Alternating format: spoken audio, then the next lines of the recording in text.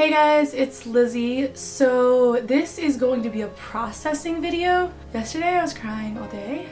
Not all day, but once I found out Christina Grimmie was murdered on Friday night, and I have been watching her videos since I was in high school, like 15 or 16, and she has this voice like an angel. I don't know, I was in my kitchen. I just gotten back from taking my cat to the vet with my mom, and my dad had read the news that morning apparently, and he said some internet singer was killed. I like went on alert. I'm like, a YouTuber? Because I watch so many YouTube musicians, and then he was saying, yeah, it said something about her touring with someone who's famous, and so I'm like, Selena? Was it Selena? And then I'm like, Christina? And then I Google, and it is, and like my hand starts shaking. I was just kind of thinking I don't even want to go on YouTube for a while, because it's just like, it feels really traumatic because it's like someone in like the YouTube community. You watch someone's videos, and even if they're like singing in the video, you feel like you know them because you see their personality, like you follow their social media. And she was 22 though, like my age, and she was like, her music career, like she's never gonna make new music. And in America, we're living in a war zone. The day after this happened in Orlando, it's the same place, 50 people so far dead, another shooting. A lot of things, like I've just been crying a lot this weekend, and like the week for like a lot of other things too. And I think I just wanted to talk about like everything. There was a girl who was raped by someone, and this has been all over the news.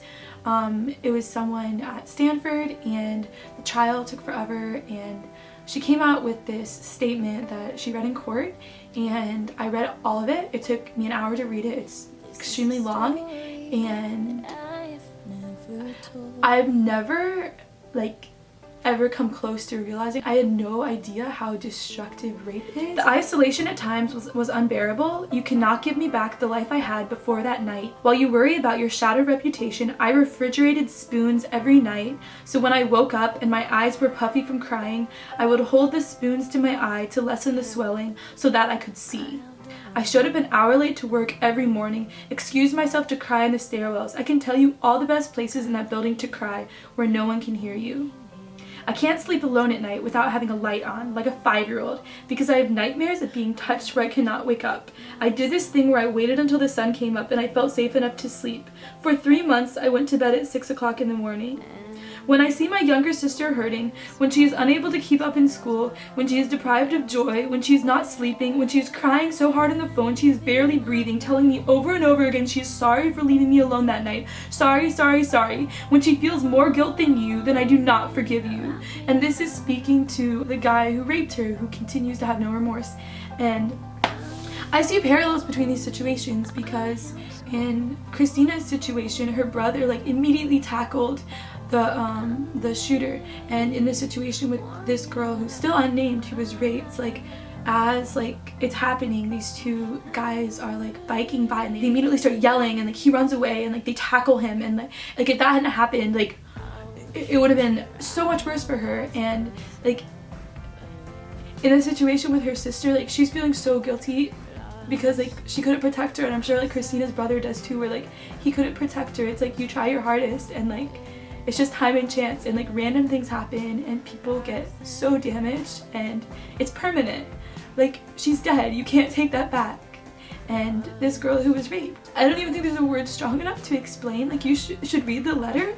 It's just like permanently, like she can't conceptualize her identity. Like, and this person, like her writing is amazing. Like you can just tell from reading, she's very like confident, like strong, like solid person. But then like this one situation of a guy being evil, it's just destroyed her. This is what's like the most chilling thing about the situation with the rape. But I think just like every situation where something awful happens, sometimes I think if I hadn't gone, then this wouldn't have happened. But then I realize it would have happened, just to somebody else. And I think that's true about a lot of the shootings going on, in like the one that happened yesterday in Orlando. Like if someone hadn't gone to the bar, club, wherever it was that night, they wouldn't have killed, but someone else, they wouldn't have been killed, but someone else would have been. And I think like the main reason I'm making this video is because I'm a Christian, and my response when things like this happen is to cry and cry and cry, and there's really nothing to say. Like, people write on Twitter, like, pray for someone, and like, you know, our thoughts and prayers are with you, and like, obviously I think that's really important to show people that you care, but it's not gonna do anything. Like, she's dead. Praying for her will not help. It won't change the fact that she's dead. Praying for this girl who was raped, like, it won't change the fact that she's damaged. I don't think there's like comfort from my faith necessarily. If anything, I think being close to God, it forces me to care more, to cry more. And what I read in the Bible, it's not like comforting. It's other people who have lived, who have dealt with like equally like evil, destructive, damaging things, who are like asking the same questions and who are not being comforted, because it just doesn't make sense at all. Oh Lord, how long shall I cry for help and you will not hear? Or cry to you, violence, and you will not save? Why do you make me see iniquity? And why do you idly look at wrong? Destruction and violence are before me. Strife and contention arise. So the law is paralyzed and justice never goes forth. I mean, this is how I feel about the world, like, all the time. So this is like a prophet of God who is saying that to God. And so that makes me really comfortable that, like, if he's a prophet and he's thinking this, then like God does not have a problem with us having a problem with him. So this is Psalm 94. O Lord, God of vengeance, O God of vengeance, shine forth. Rise up, O judge of the earth. Repay to the proud what they deserve. They crush your people, O Lord, and afflict your heritage. They kill the widow and the sojourner and murder the fatherless. And they say the Lord does not see. Someone is like yelling at God, like, why are you letting these people be murdered? And then the same chapter going down to 16, who rises up for me against the wicked? Who stands up for me against the evildoer? If the Lord has not been my help, my soul would soon have lived in the land of silence. So it's the same thing where they're like, God isn't doing anything about the evil. Like, he's literally doing nothing. But at the same time, like, God is like the only thing we have.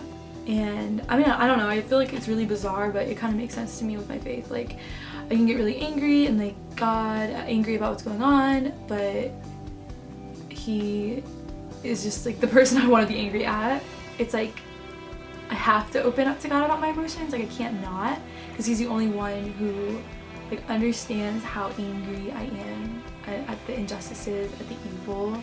I was reading this book all of May, and I just finished it earlier this week. So I was crying finishing reading the book Without You There Is No Us by Suki Kim. She went underground pretending to be a Christian to teach at this, it's so strange, they had a missionary school. I don't know how Kim Jong-il approved this, but it was completely funded by like Christians in like the US, New Zealand, China, like South Korea, and it was just teaching English, and they like were not allowed to talk about their faith, like show their faith at all. They wanted to hopefully have some effect on the regime, because these are the future, the elite children, the elites, like children who are in college are the future leaders. So the idea is that maybe you'll show them somehow that, you know, the world is bigger than North Korea, that they're not actually the best country, like economically and stuff. So then, this is what she writes though. I do not want to imagine what might happen if they retained my lessons, remembered me, began questioning the system. I cannot bear the idea that any of my students, my boys who eagerly shouted, "Good morning, Professor Kim, how are you?" every time I walked into the classroom, might end up somewhere dark and cold in one of the gulags that exist all over North Korea. The thought keeps me awake at night still. And then the ending of the book, which is just extremely, like, it just makes me extremely pessimistic about North Korea ever opening up. Like, definitely not in my lifetime. What happened is the day before she left from teaching there, Kim Jong-il died. The guys at the school are super patriotic. They're taught to hate America, hate South Korea, but then here she is, she's a Korean American there, and they love her, like she's their teacher, they're friends. They laugh with her, they have inside jokes. And so the morning of breakfast, it was going to be like her last morning with them, and they were indeed there, but they did not look up. Their eyes were swollen and red, and there was no expression on their faces. It was as though the life had been sucked out of them. I knew that I was no longer welcome among them in their time of mourning. I watched them raise their spoons to their mouth. I watched them pick up their trays and cast their eyes in my direction with no recognition, as though I no longer existed for them in this world that was now missing their great leader. She's so scared of them actually like questioning the regime, because they'll be killed, they'll go to the gulag. It's extremely terrifying for me. Like, my mom got me this book because she knows like I'm so like passionate about North Korea and like what's going on there, and I'm gonna link below an organization called link below because they help rescue people who escape from North Korea, because there are people who are escaping, and so they help them become acclimated into South Korea, because a lot of them have to escape through China. A lot of people who are Christians, and not even just Christians, like everyone thinks that there's like, you know, this intricate plan, like everything happens for a reason, like trying to put meaning in things.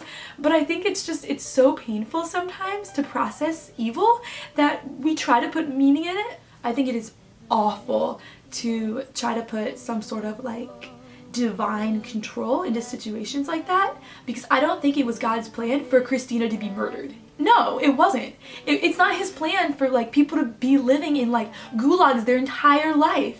It's not his plan for like so many girls to get raped. I mean, seriously, like in developing countries, like when I was in high school, we had a debate resolution, and it was like, is it moral for women to use deadly force against their husbands who keep doing domestic violence? So that wasn't the wording, it was a lot better. But, and so I researched, like I read all these UN studies, World Health Organization studies, and it was completely disturbing how, you know, a lot of women, it's like, you know, in this country 60% of women's first sexual encounter was forced, like stuff like that, like that's the norm. And so all of this has just been bringing out a lot of philosophical questions I've had since beginning of high school about free will and God's control in the world and intervention through prayers. When I was 15, I decided that God doesn't have control in the world and God does not intervene in prayers, because I just couldn't make sense of evil. It just didn't make sense to me. It's like there's all these people like starving in other countries, and then over here we're thinking God will answer our prayer about our job interview.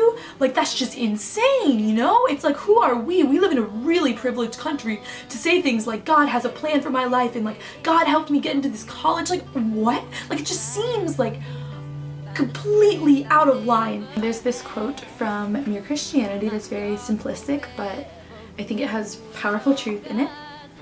My argument against God was that the universe seemed so cruel and unjust.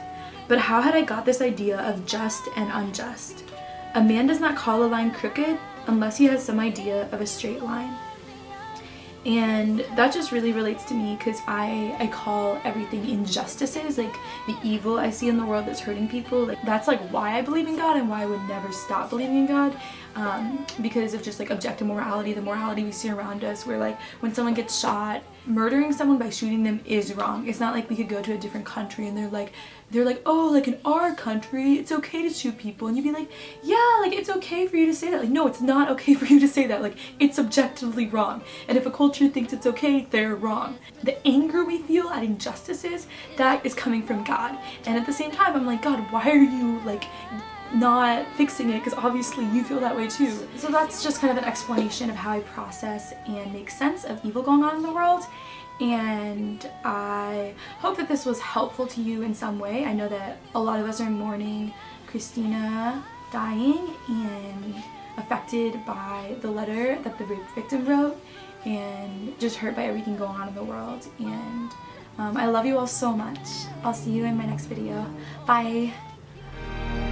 Bet you don't curse God on your dying bed, about to take your one last breath, and you're holding on before you say goodnight.